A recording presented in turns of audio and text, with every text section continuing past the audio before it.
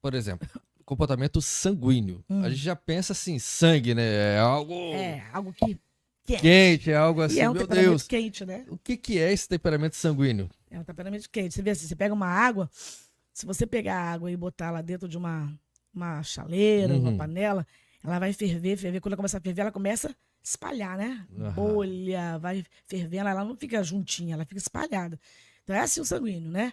Ele, quanto mais esquenta, mais ele se espalha. E Mas é muito a amplo. gente pode trazer isso para nossa realidade. Aquela pessoa que vai absorvendo, vai absorvendo, vai Não, absorvendo e depois ela estoura, é isso? não, nada disso. Muito pelo contrário.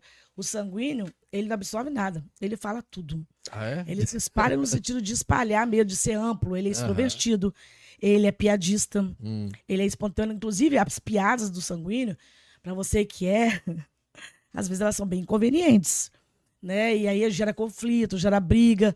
Às vezes você faz uma piada, por exemplo, para um melancólico, ele leva tudo pro coração. Então a gente precisa de entender isso, né?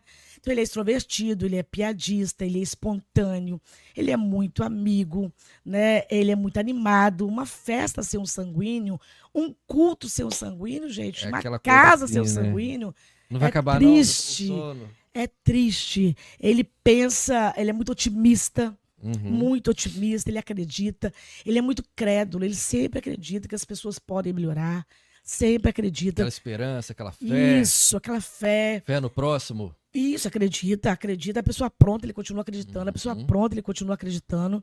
Então ele é muito assim, muito pra cima, muito otimista, vai dar certo. Por quê? Porque o sanguíneo, ele tem uma dificuldade de pensar no ontem ou no amanhã.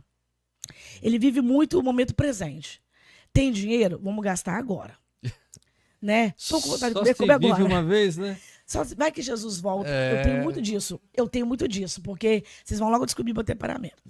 Eu tenho muito disso. Compro uma roupa e já saio com ela do shopping. Tipo assim, vai que Jesus volta, né? Vai que eu morra, se dá que pode casar de novo e a pessoa que chegar vai usar tudo Vou comprar aquele velho. tênis, né? Aquele tênis caro.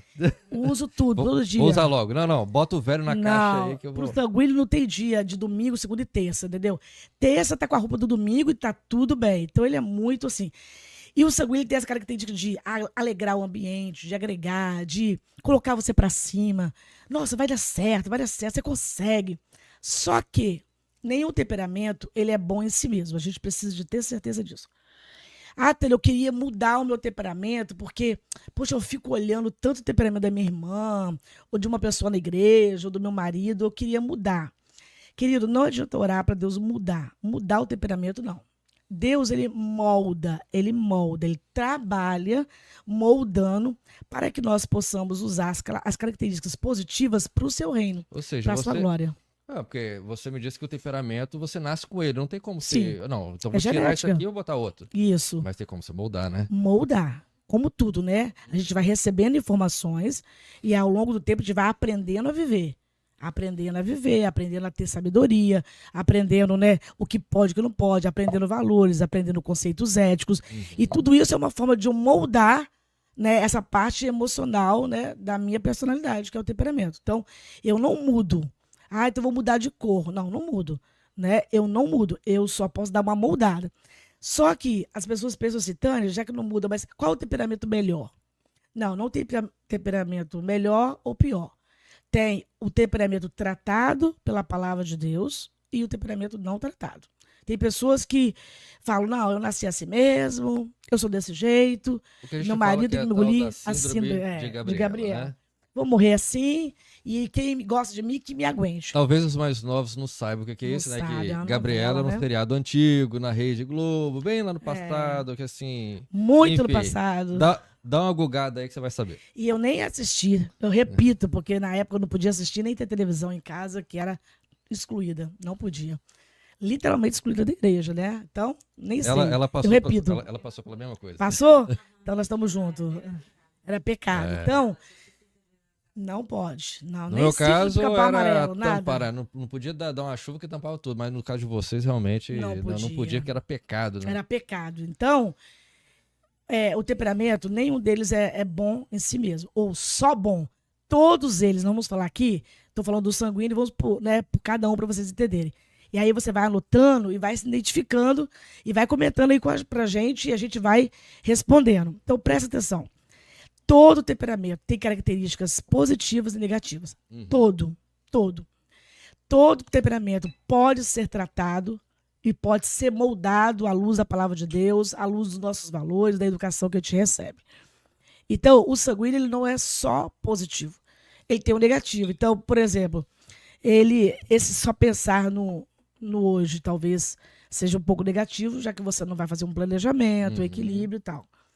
Outra coisa, ele gosta muito, uma característica do sanguíneo é querer ser aceito por todo mundo, amado por todo mundo. Ele tem essa necessidade. Ele tem a necessidade. Então, por exemplo, para você aceitá-lo, ele é capaz de prometer tudo para você. Então ele promete, olha, eu vou te ajudar amanhã na sua mudança. Mas aí ele chega para outro e fala, mas eu vou ajudar você também. Aí chega para outro, você pode ir em tal lugar? Posso também.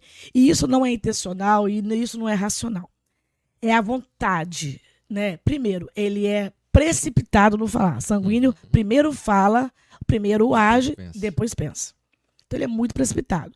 Quando ele chega em casa, ele percebe, uau, eu marquei com fulano tal hora, marquei com ciclano tal hora, marquei com... E aí ele começa a falhar compromissos ou chegar, por exemplo, chegar atrasado, porque para ele não importa se ele chegou atrasado.